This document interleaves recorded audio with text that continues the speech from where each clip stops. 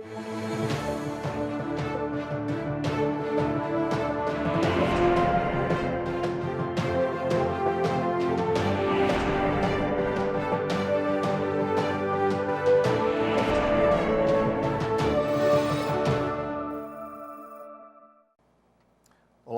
Você já imaginou se não pudesse mais comer o pãozinho francês sagrado do café da manhã ou tivesse que tirar ovos ou leite derivados da sua alimentação?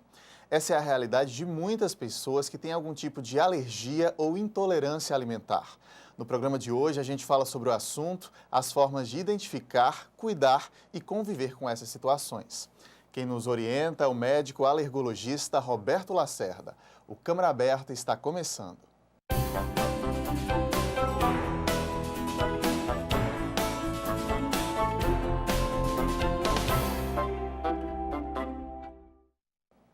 Você de casa nos acompanhando, seja muito bem-vindo ao nosso programa. Dr. Roberto também, muito obrigado pela presença, seja bem-vindo aqui hoje. Obrigado pelo convite.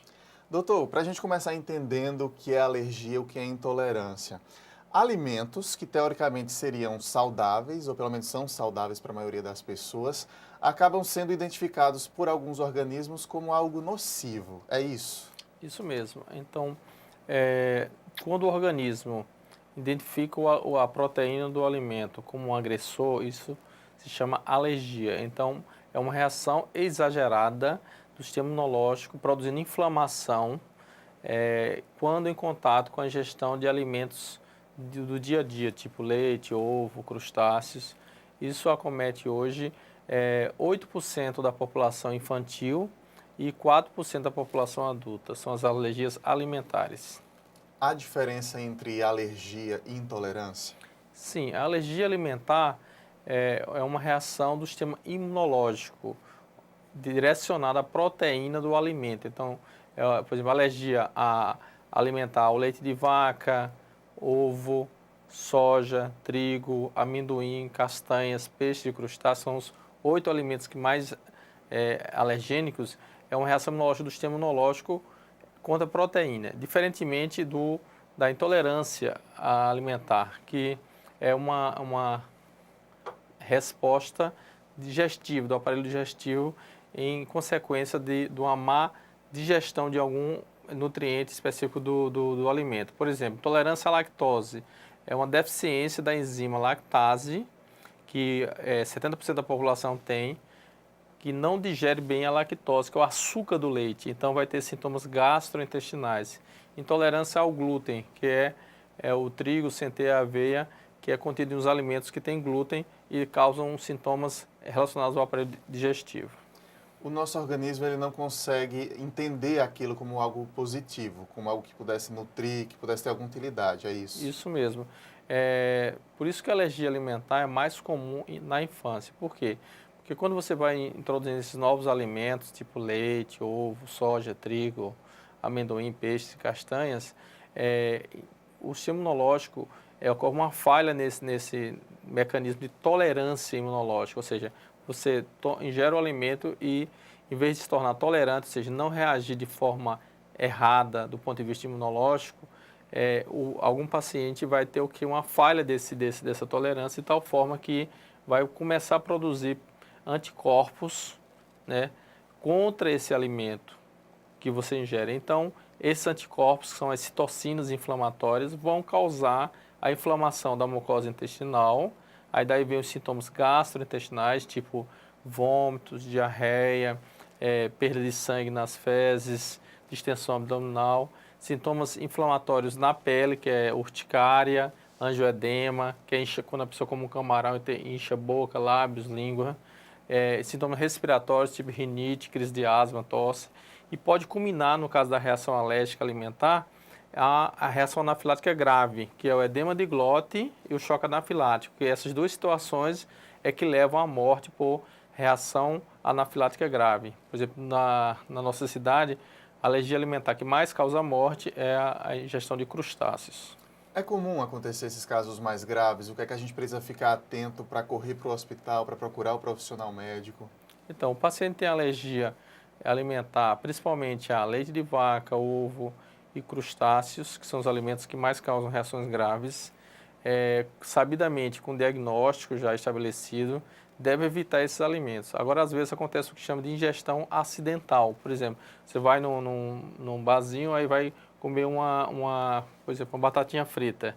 Aí alguém pegou o óleo que foi fritado o camarão e assou essa batatinha frita. Então, o paciente come a batatinha frita, mas está comendo batatinha frita com camarão. Então, vai ter uma reação anafilática que pode ter esse edema de glótula choque anafilático. Nesses casos, esses pacientes devem andar com medicamentos para situações de risco, tipo adrenalina, que é ampolas que você aspira adrenalina e faz a injeção na região da coxa ou no braço, ou usa um corticoide ou um antistamínico na urgência. E imediatamente deve ser levado ao pronto-socorro, porque a morte por edema de glótula choque anafilático é em torno de 5 a 30 minutos. Muito rápido, né? Muito Para a rápido. reação é preciso Isso. ficar atento. Doutor, tem a ver com hereditariedade, essas alergias, essas intolerâncias? A gente observa até que parece que é um pouco mais comum hoje em dia, a gente encontra mais crianças com algum tipo de intolerância. Se a gente volta no passado, volta no tempo, aparentemente não era tão normal. É hereditário ou também tem a ver com o ritmo de vida de hoje em dia, com o estilo de vida de hoje em dia? Então, a alergia alimentar tem crescido no mundo em todo e no Brasil também. Isso se deve basicamente se relaciona à ingestão precoce desses alimentos. Esses alimentos industrializados também contribuem e principalmente agrotóxicos nos alimentos. Agrotóxico é a porta de entrada para alergia e câncer, porque o agrotóxico em pequenas quantidades no decorrer da vida vai fazer com que ocorra o que chama de falhas imunológicas que propiciam o aparecimento dessas alergias alimentares. Então, a alergia alimentar mais comum hoje é a proteína do leite de vaca. De cada 20 crianças, uma tem. Isso é importante entender, que a alergia alimentar é mais comum na infância, diferente da intolerância à lactose e a intolerância ao glúten, que é mais comum no adolescente, no adulto jovem e no idoso. Como identificar que a criança, talvez uma criança muito pequena, por exemplo, talvez não fale ainda, o que é possível o pai olhar ali naquele bebê que suspeite de uma alergia e procurar o profissional para identificar? Então, sabidamente, como a alergia à proteína é mais comum ao leite de vaca, depois vem o ovo e a soja, o trigo. Então, né, na infância, se a criança está tendo muita crise de tosse, cansaço, chiado, acompanhado de dermatite atópica, urticária de repetição, que são alergias de pele, ou sintomas gastrointestinais, que é diarreia, vômitos, sangue nas fezes, ou baixo ganho de peso, baixo crescimento, então deve ser interrogado a alergia alimentar, principalmente a proteína de leite de vaca e soja. Então, existe os testes alérgicos, que detectam através de gotículas do alimento, você coloca no antebraço e com um puntor você faz um furinho, depois de 20 minutos faz uma leitura, você identifica as alergias alimentares mediadas por IgE, que é um tipo especial que causa reação anafilática. E existe também os testes de exclusão da dieta, por exemplo, do leite de vaca, ou da soja, ou do ovo, ou do alimento suspeito. Aí se exclui da dieta, o paciente melhora os sintomas. Se você reintroduzir e piorar, então está confirmado o diagnóstico de alergia alimentar. São essas duas maneiras de Isso. identificar. Agora, doutor, a gente pode ter uma alergia num momento específico da nossa vida e não se tornar alérgico dali em diante, ser só um alimento ocasional? Então, isso é muito importante o que você falou. Por quê? Porque a alergia à proteína do leite de vaca é a alergia mais comum, mas no decorrer da idade, então, quando a criança completa 3 anos, 60% deixa de ser alérgico. Quando completa 6 anos, quase 90%. Então, as alergias alimentares na infância geralmente tendem a desaparecer, tá? Então, tanto ao leite como ao ovo, soja e o trigo. Porém, existem as alergias que geralmente perduram para a vida toda, tipo crustáceos, que é a mais comum no adulto no Brasil, e, por exemplo, nos Estados Unidos, amendoim, que é a alergia alimentar mais comum lá, que causa reação anafilática e 20 a 30 casos de morte por ano. Então, tem alergias que nunca desaparecem. Geralmente são crustáceos, amendoim, mas raramente pode acontecer de um paciente deixar de ser alérgico, mas em geral mantém para a vida toda. A gente tem um caso aqui para a gente assistir. A nossa equipe conversou com a estudante de medicina Luana Menezes, que descobriu há 2 anos que é sensível ao glúten. Vamos ver o que ela falou. Eu já tenho problemas e tenho muitas queixas, já é muito antigo, já tem mais de 7 anos. Primeiro eu fiz tratamento psicológico para poder tratar uma síndrome do intestino irritável, né? Porque eu já evitava locais, porque minha queixa é dor abdominal e diarreia. Então, várias doenças causam isso. Não estava tão claro ainda. Então, há 2 anos atrás foi quando os sintomas pioraram bastante e eu tive que procurar ajuda novamente. Luana também falou das principais dificuldades que encontra no dia a dia por conta dessa sensibilidade. Pessoas dos locais de estabelecimento alimentar não sabem o que é glúten. E o fato delas não saberem torna muito difícil a gente se alimentar, sair para comer. Já é difícil em casa, né? Porque você convive com outras pessoas que também não sabem e acabam querendo te dar aquilo ali. Mas sempre que você sai para comer, você pede para a pessoa olhar embaixo, na embalagem, tem que saber toda a composição dos alimentos, dos pratos, do cardápio, tem que falar com o chefe. São poucos lugares aqui que tem cardápio dizendo se tem ou não tem glúten, se tem lactose, se não tem lactose. Eu acho que é muito difícil, não é você parar de comer o glúten, que a gente tem muita opção, a gente tem biscoito, tem bolo, tem arroz, tem o macarrão, tem de tudo. De tudo você vai ter, o problema é quando você sai. Eu fui a uma sorveteria que é muito famosa, assim, de sorvetes finos, e perguntei à moça se tinha como ela olhar embaixo, eu escolhi já o sorvete, né, para poder facilitar o trabalho, e pedi para olhar embaixo nos ingredientes se contém glúten. Aí ela, você quer uma paletinha para ir provando cada sorvete, para você ver se tem glúten? Aí eu, não, obrigada. Aí já querendo ir embora, ela, não, obrigada. Não tem como saber provando se tem glúten ou não. Não tem como saber. E se eu fosse provar, eu ia passar mal, né? Tá, e obrigado, Luana, pela participação. Vamos pontuar o que ela falou, doutor. Primeiro, ela passou anos passando mal, até fez tratamento para outra coisa, até descobrir a sensibilidade ao glúten. Isso é comum, a gente passar um período grande achando que foi a comida que fez mal, que comi demais, a comida era carregada, como a gente costuma falar, e só depois de muito tempo descobrir? Então, o diagnóstico tardio de intolerância a glúten é muito comum. Por quê? Porque nem o paciente nem o médico suspeita precocemente intolerância a glúten.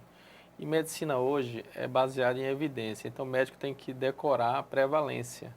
Então, 70% da população tem intolerância à lactose, então se o paciente tem dor abdominal, diarreia, cólicas, aquela sensação de mal-estar no estômago, distensão abdominal de repetição, baixo ganho de peso, então tem que se pensar em intolerância à lactose. Se não confirmou, afastou-se intolerância à lactose, tem que pensar em quê? Intolerância a glúten, que é 1% da população. Então, se você não pensa no diagnóstico, você não vai ter que fazer diagnóstico precoce.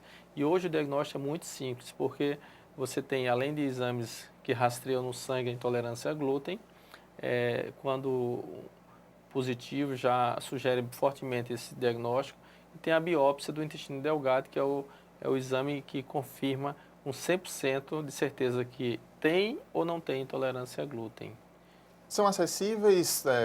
A gente consegue encontrar aqui em João Pessoa esse tipo de exame? Não é caro? Não, exames que os convênios cobrem, o SUS cobre, então é um exame comum, fácil de executar, entendeu? A grande questão é que muitos pacientes não fazem esse diagnóstico porque não ocorreu o que chama de suspeição médica, entendeu? Então, existe muito, por exemplo, sobreposição de diagnósticos, por exemplo. Pacientes, como você falou, esse alimento faz mal, é carregado, mas isso aí são ditos populares que são mitos apenas, né? Então, às vezes o paciente tem síndrome do colo irritável, que é algo também comum por conta do estresse crônico do dia a dia. Então, giardíase, parasitose intestinais de uma forma geral, gastrite, esofagite, sintomas inespecíficos, tipo adenite mesentérica. Então, tem um monte de diagnósticos outros. Então, medicina, o grande problema da medicina hoje é diagnóstico. Então, os médicos e os pacientes estão se vendo e não está chegando a um diagnóstico final. Então, é importante, quando você for no seu médico, dizer, doutor, eu tenho isso, esses sintomas, e qual é o meu diagnóstico? Está entendendo? Porque quando o diagnóstico está correto, você faz um diagnóstico correto, o tratamento advém ser um tratamento correto, melhora a qualidade de vida do paciente e, em alguns casos, a cura da doença. A Luna falou ali também da dificuldade, né, no dia a dia de os estabelecimentos comerciais não terem ali no cardápio, né, especificando que há aquela substância nos ingredientes. O senhor escuta muito essa dificuldade dos seus pacientes? O paciente que tem intolerância a glúten e a intolerância à lactose, que são as intolerâncias mais comuns, sofre muito, a vida social é muito prejudicada, porque infelizmente em João Pessoa não vamos ter um restaurante com cardápio free, glúten, free, lactose. Grandes centros, tipo São Paulo, Curitiba, Rio, você já tem restaurantes especializados em comidas sem glúten. Apesar de que já se melhorou muito, porque no dia a dia você tem no rótulo de alimentos sem glúten, isso acontece para glúten, mas não tem para lactose. Então, por exemplo, no alimento pode ter o nome caseína, alfa-lactobulmina, beta-lactobulina, soro. Isso é o quê?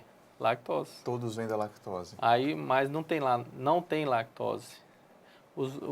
Alguns, já é uma lei federal, o alimento assim, não contém glúten. Ainda falta ser aprovada a lei federal para dizer não contém lactose. Que pode ser perigoso, inclusive, né, doutor? Essa ingestão pela falta de informação. Essa ingestão causa sintomas crônicos, né? Prejuízo à qualidade de vida, o crescimento, ganho de peso, vida social, trabalho, mas assim, não tem risco de morte súbita, como tem a alergia. A alergia já é o contrário. A alergia, por exemplo, um paciente que tem reação anafilática a ovo, quando ingere um ovo, pode ter um edema de glóten, um choque anafilático. Quando come camarão, caranguejo, pode ter um edema de glóten, um choque anafilático.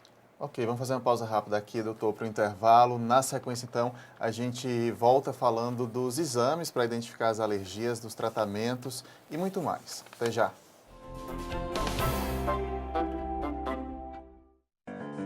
Você fica constrangido quando encontra uma pessoa com deficiência? Então, está na hora de mudar.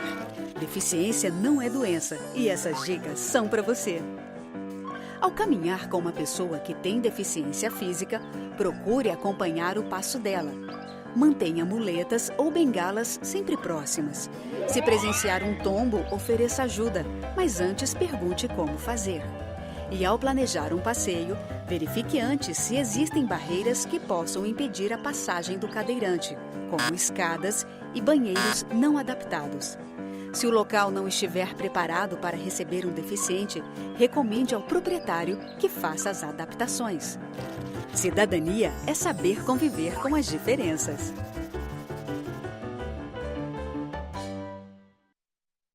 Vem comigo conhecer quem movimenta a nossa cultura. Música, teatro, literatura, artes plásticas, você encontra aqui.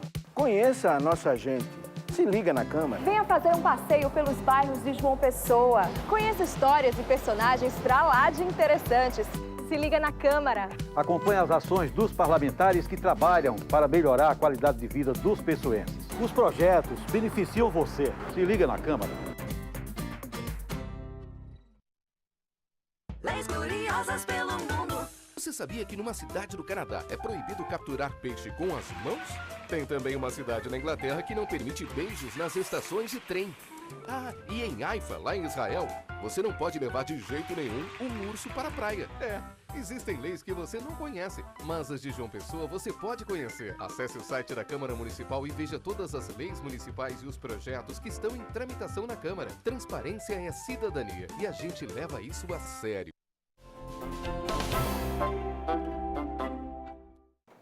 Câmara Aberta está de volta, hoje recebendo o médico alergologista Roberto Lacerda, que nos esclarece mais sobre alergias alimentares.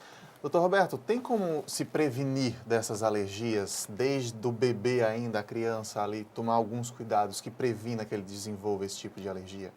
Então, a alergia à proteína do leite de vaca, ela pode ser diminuída sua prevalência com uma coisa fundamental, que é o aleitamento materno exclusivo até 6 meses de idade, e esse aleitamento deve ser estimulado até 2, 3 anos de idade. Quanto mais cedo introduzir o leite de vaca na dieta do bebê, mais risco tem de ele desenvolver alergia à proteína do leite de vaca. Quando não puder usar o leite materno exclusivo, deve-se usar as fórmulas industrializadas, então fórmulas que são feitas especificamente para o bebezinho com os primeiros 6 meses de vida. Não pode usar leite de caixa, leite integral, que isso aí aumenta muito a incidência de alergia à proteína de leite de vaca. E nos pais que são alérgicos à proteína de leite de vaca na infância, tem uma história familiar de alergia, deve-se usar os leites chamados leites hipoalergênicos.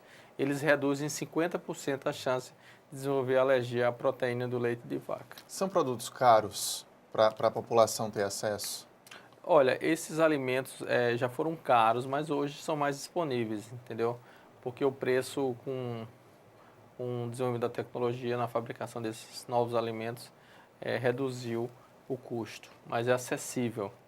Tem vacina, por exemplo, para prevenir? Existe essa história de vacina? Então, as vacinas alergênicas não funcionam, repito, não funcionam para alergia alimentar. E não serve também para prevenção, também não. Então, por exemplo, os Estados Unidos, que é um país super desenvolvido, né, o principal problema deles lá é a alergia a amendoim.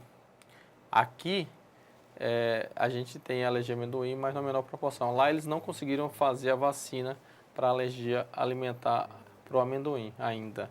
Então, o que se tem hoje é vacina para rinite alérgica, para asma, para estrófilo, que é alergia à picada de inseto, e reações anafiláticas à picada de abelha e vespa e conjuntivite alérgica.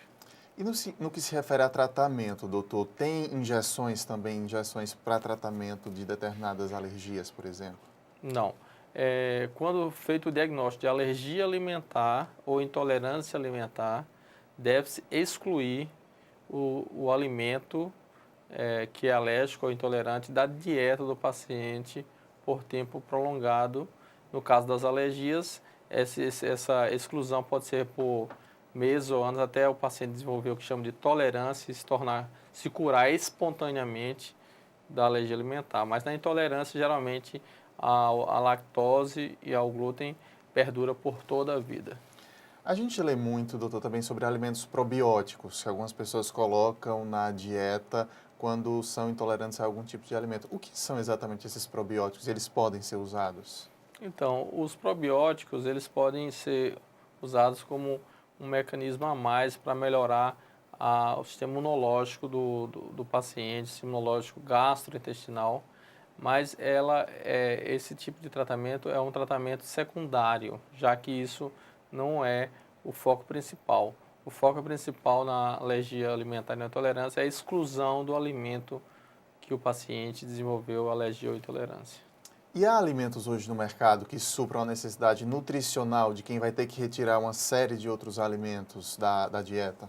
Então, isso é importante você falar, porque as criancinhas nos primeiros 6 meses de vida, quando tem alergia à proteína do leite de vaca e à soja, que são os 2 alimentos mais alergênicos, há 20 anos atrás, quando a gente fazia a residência de pediatria, não tinha leites industrializados. O que é que se fazia antigamente? A gente fazia mingau de peito de frango ou mingau da proteína da rã, para suprir as necessidades nutricionais desses bebês nos primeiros 6 meses de vida. Hoje, não precisa mais fazer isso, porque você já tem alimentos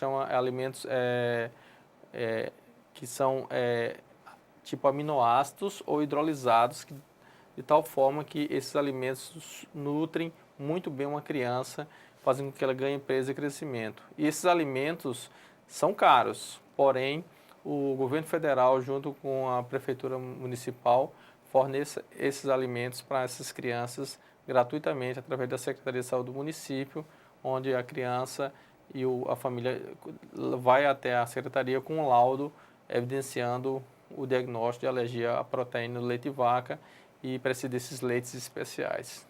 Quando a gente fala em leite sem lactose, por exemplo, aquele leite tem alguma substância, alguma química que bloqueia o efeito da lactose? O que é que acontece com aquele produto especificamente? Pronto, então o leite ele tem três elementos principais, né? Que é a proteína do leite de vaca, o açúcar do leite de vaca, que é a lactose, e as gorduras, os triglicerídeos. Então, um leite sem lactose é um leite sem o açúcar do leite de vaca, que é sem a lactose. Então, dentro daquele leite não tem lactose. Então, quando o paciente que tem intolerância à lactose ingere o leite sem lactose, ele não vai ter sintomas porque ele não vai ter os sintomas da intolerância à lactose. A gente observa hoje no mercado, a gente encontra com facilidade um iogurte, uma coalhada sem lactose. Muita gente lendo na internet, no jornal, notícias de intolerância, de alergias, acabam comprando também aqueles alimentos, mesmo sem nenhuma orientação médica. Há algum problema para quem nunca descobriu se é intolerante ou não passar a usar esses alimentos em casa? Então, esses alimentos só devem ser usados para os pacientes que estão intolerância à lactose. Então, os pacientes, que é 30% da população, é normal, tem o que chama de tolerância à lactose, não tem sintomas, então ele pode ingerir qualquer alimento. Só que 70% eles devem excluir ou diminuir a quantidade de lactose ou a ausência completa, ou pode também usar um artifício ou outro, que é o seguinte, você vai para uma festa de aniversário, vai comer um iogurte, um sorvete, existem os sachês da lactase, então você compra na farmácia uns sachês que tem lactase, aí você bota dentro desse alimento que você vai ingerir. Então, quando você ingerir, você vai estar ingerindo a lactose com a lactase. Aí a lactase vai digerir a lactose, então você não vai ter sintomas gastrointestinais. Isso é usado muito para os pacientes que têm intolerância à lactose e querem continuar tomando leite de vaca e derivados. Então, vai tomar um iogurte, bota lactase. Vai tomar um copo de leite, bota lactase. Vai comer um bolo, um pudim, coloca lactase em forma de sachês. São soluções aí que a tecnologia, a modernidade ajuda, né? Esses pacientes. Tem um termo aqui, eu vou até ler, que é um termo complicado, doutor. Anafilaxia, tô certo? O que é exatamente isso e como se prevenir? Então, a reação anafilática ou anafilaxia é uma reação alérgica grave que acomete vários sistemas no corpo humano quando em contato com um alimento alergênico. Então, o paciente tem uma reação anafilática, ele vai ter sintomas de pele, que é urticária, angioedema, inchar a boca, lábios, pálpebra, pode inchar a glote, vai ter sintomas de tosse, cansaço, que é a crise de asma, vai ter sintomas gastrointestinais, que é vômito, diarreia. Então, é uma reação anafilática que acomete vários sistemas no corpo. E é esse tipo de reação que coloca em risco de morte o paciente. Então, isso é comum na criança pela alergia à proteína do leite de vaca, a alergia ao ovo. E no adulto, amendoim, peixes, castanhas e crustáceos são os alimentos mais alergênicos no adulto. Não chega a um caso grave assim, uma pessoa, por exemplo, eu não sei de notícia nenhuma que eu seja intolerante ou alérgico a nada. Algum alimento pode me fazer mal numa ocasião específica que eu chegue a esse ponto ou não? Eu teria que ter um quadro, um histórico de intolerância. Então, isso é importante você falar. Então, você come camarão e não tem reação, certo? Exato, nunca tive, Eu por também exemplo. como camarão e não tem reação, mas qualquer dia da nossa vida pode ser que de um certo dia a gente ingira camarão e começa a ter reação alérgica a ele. Então, é imprevisível. Então, diante da ingestão de algum alimento e que começa a ter reações de pele, então ou de pele, ou vômitos, ou diarreia, ou urticária, ou tosse, então tem que se fazer a suspeita de alergia ao alimento. Então, isso pode desenvolver em qualquer momento da vida. Então, é igual a alergia a medicamentos. Você pode tomar penicilina, dipirona, anti-inflamatório 100 vezes ou 1000 vezes. Pode comer camarão 100 vezes ou 1000 vezes. De uma hora para outra, você pode desenvolver, qualquer um de nós. E pode ser só naquela ocasião específica ou se eu desenvolvi naquela ocasião, certamente eu vou continuar desenvolvendo? Na idade adulta, quando a alergia alimentar começa, geralmente, se for verdadeiramente alergia alimentar, geralmente dura para a vida toda. Doutor, eu queria reforçar, a gente está caminhando para o finzinho do programa, eu queria reforçar o seguinte, quem tem o pensamento, às vezes, de passei mal aqui porque a comida estava carregada, como eu falei no primeiro bloco, a gente tem um pensamento, às vezes, de não procurar o profissional, de tentar se virar em casa, toma um ácido, toma alguma coisa e melhora, e se arrasta por anos, às vezes, passando mal, tendo dores, enfim. O teste é fácil de fazer, é rápido, e quais as orientações que essas pessoas precisam ter? Então, o diagnóstico de alergia alimentar e de intolerância alimentar é muito simples, é através no caso da alergia alimentar, por testes alérgicos no braço, ou exames de sangue que comprovam alergia. E na intolerância à lactose e ao glúten, existem exames de sangue que confirmam esse tipo de intolerância, e na intolerância ao glúten, a biópsia do intestino delgado que confirma esse diagnóstico. Então, são exames simples de serem realizados, fácil, e é feito tanto nos consultórios particulares e também no SUS. O SUS está disponível esse tipo de diagnóstico que deve ser feito por um médico especializado em alergia e imunologia nos casos das alergias alimentares. Evitar o diagnóstico tardio é melhor para se tratar antes, né? Então, o diagnóstico tardio causa consequências tipo baixo ganho de peso, baixo crescimento, prejuízo à vida social, profissional da pessoa e põe em risco a vida da pessoa e o estado nutricional da pessoa. Doutor Roberto, muito obrigado por sua presença aqui hoje, todas essas orientações importantes, tirar nossas dúvidas e seja sempre muito bem-vindo aqui. Obrigado. A gente agradece. O Câmara Aberta termina aqui, mas você pode interagir sempre com a gente pela internet, na fanpage facebook.com/tvcâmarajp. Você pode rever nossos programas, comentar, sugerir. A gente espera a sua mensagem. Muito obrigado pela companhia e até o nosso próximo encontro. Tchau!